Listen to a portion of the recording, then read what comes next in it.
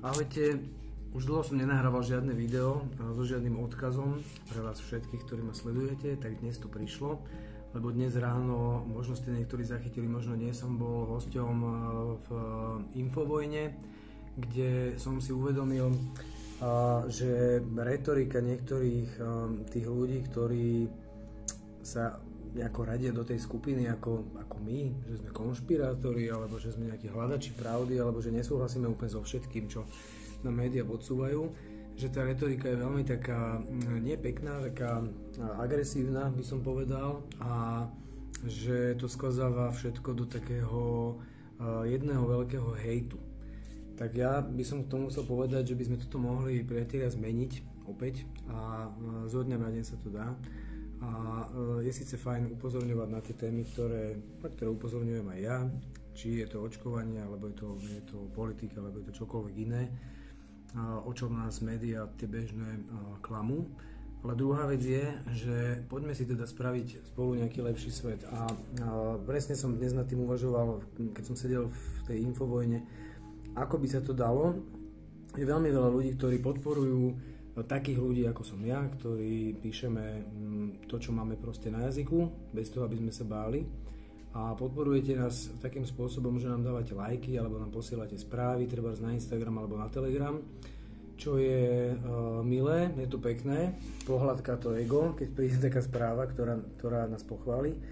Ale musím povedať, že ak chceme fungovať ďalej a chcete, aby bolo viac takých ľudí, ktorí budú hovoriť pravdu, ktorí sa nebudú báť, lebo je aj medzi umelcami veľa ľudí, ktorí si myslia to, čo si myslím ja, ale jednoducho to berú tak, že treba zarábať, máme rodinu, máme hypotéku a tým pádom musíme byť ticho.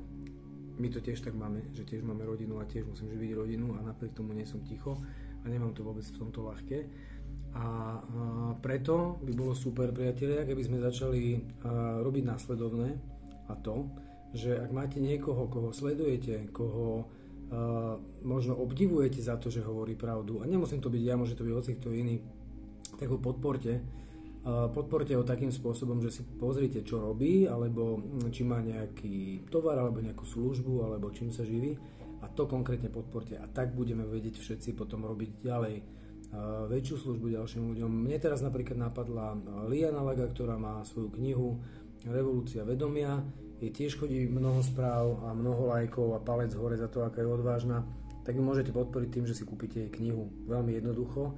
A mňa môžete podporiť veľmi jednoducho, pretože som spevák, stále som spevák, som hudobník a môžete si kúpiť moju pesničku na niektorej streamovacej službe. A takto môžete podporiť kohokoľvek, ak máte vo svojom okolí niekoho, kto je pekár a rozpráva to, čo sa vám páči, tak choďte, kúpte si jeho chlieb. Ak nájdete niekoho, kto na Instagrame sa tiež venuje takýmto témam a je odvážny, nebojí sa a má, ja neviem, internetové hračkárstvo, no tak si objednajte nejakú hračku. Takto budeme vedieť všetci fungovať a takto si spolu zlepšíme svet.